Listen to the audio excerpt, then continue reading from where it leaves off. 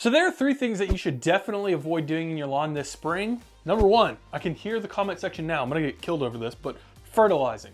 There are 2 more that are pretty counterintuitive as well, but I'm not just gonna stop at what not to do. I'm gonna tell you what you should be doing in place of those things. CPP, reminds me of that rap song, like, you down with OPP? Yeah, you know me.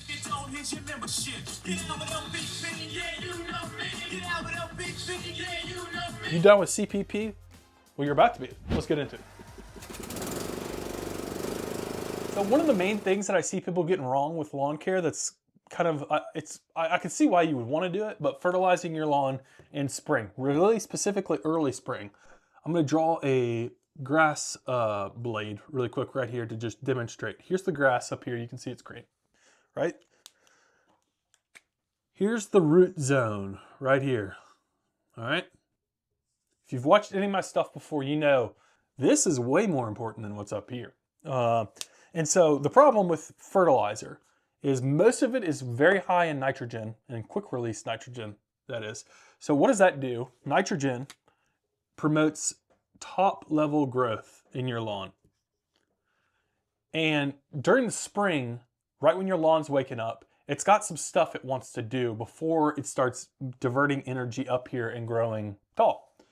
It's really focused on getting these roots as low as it can and as much of them as it can.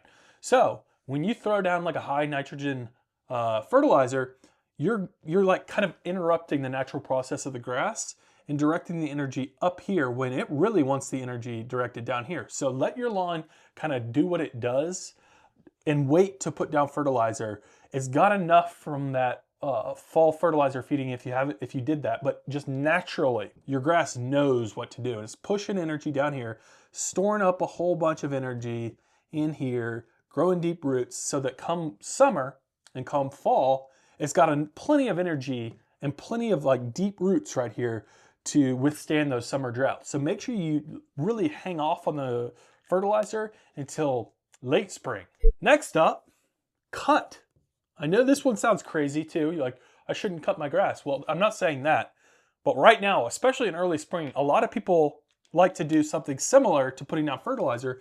And people have found that you can kind of pull your lawn out of hibernation, so to speak, when you give it a good cut. Because like if you cut a branch on a tree, what happens? Let's say this is a branch on a tree. You cut it right here. Well, it's going to push new growth there and new growth there at a minimum. Sometimes it's even more growth. I hope that kind of makes sense. So a lot of people like to train plants and bushes that way by cutting right there, and it pushes new growth correctly. Same thing happens with your lawn. So if you give it a good cut, let's say this is your lawn in early spring, you come through and cut the top of it off. Well, something similar's happened. Sorry, that was really bad. Something similar happens where it's going to push growth up here as well. So you're going to get a denser turf, which is fine. But that does the same thing as fertilizing in that it interrupts the natural processes that your lawn wants to go through. So let your lawn green up on its own. Let it naturally do that thing, and it'll become pretty apparent to you when it's time to cut. It's not time to cut when your lawn's still kind of dingy, kind of somewhat washed out, tired looking.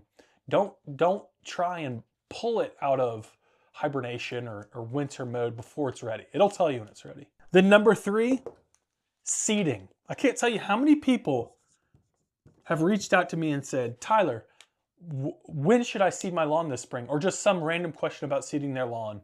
And I'm like, you should not seed your lawn in the spring.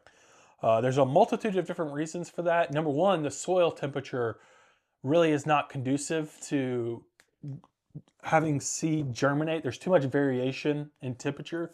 You're probably going to get less than 50% take rate of what you do put down. But beyond that, it doesn't have enough time to do what we were talking about up here when we're talking about growing deep roots to survive summer. So even what does germinate and start growing in the spring probably isn't going to survive the summer months because it just gets so dang hot. And that's really, regardless of where you live in the country, that's pretty much true. I mean, warm season folks that have Bermuda or St. Augustine, all that warm season grass like Florida, Georgia, Texas, you know, those types of places. A lot of you can get away with seeding your lawn in the summer, early summer, because that's when things are rocking and rolling. That's when your grass is really going nuts. Whereas people who live in the cooler season zones, people that live up north and kind of in that transitional zone, summer's when your lawn starts to go to sleep again. Take a little siesta. Warm season folks, you could probably seed, and you probably should seed at the beginning of summer. So all three of these things put too much stress on your lawn, you know, borderline waste of money with fertilizer and seed, and you're going to be feeling like you're playing catch up most of the summer and even into fall if you go ahead and do these things too soon. All right, so just for clarity's sake, I Googled OPP. I am in fact not down with OPP. I love my wife, she's beautiful, and my son is amazing, and I'm going to keep it that way. I'm not down with OPP. I am down with CPP. The first letter in that is C. What does C mean? Clean. Stick with me here, but you got to go out in your lawn and you've got to clean up where leaves and sticks and other lawn type debris has accumulated over the winter. Because if you don't, that's going to be the same place come summer that you're going to be struggling with, you know, your grass taking, clumping up right there and filling in. But also that's going to be a breeding ground for fungus, disease, insects, you name it. Get out there, either rake or blow up those spots where you've seen stuff start accumulating. That's super, super important. Now it's time to throw that P down. Pre-emergent. That's going to be your first step. That's going to be your defense against the dark arts from your situation getting any worse, or allowing, you know, crabgrass and other types of summer weeds from getting into your lawn. Put down a pre-emergent. I like Barricade from the Andersons.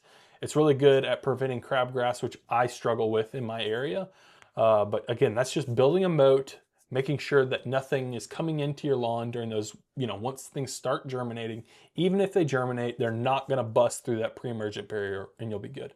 And when you go to put down your pre-emergent, make sure that the timing is right in terms of the temperature of your soil. So you can either go to a website and just type in, you know, there's a bird fight right there. Anyway, there's a there's birds are fighting. It's incredibly distracting. Anyway, go to a website, type in, you know, soil temperature, and then you can plug in your zip code and it'll tell you. I have a meat thermometer that I just use to tell me exactly. You just put it down in like just a few inches in, and as you can see, mine's at 47 degrees. So it's not too early for me to go ahead and put that pre-emergent down.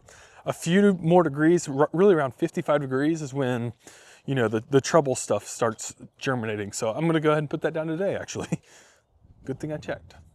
And then that next P is pulverize. You want to take care of the weeds that have already taken root in your lawn. Some of them have germinated in winter. Some of them have germinated in early spring. If you've already seen things start to take root, you can go in there with a selective herbicide. I like Weed Sop from Spectracide just because you can get it at a big box store.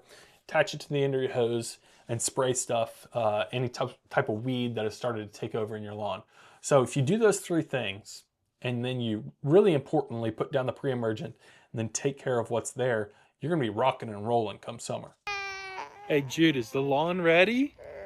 Is it ready? It's not ready. Thanks for watching this video, guys. If you're looking for a new mower, check this video up here.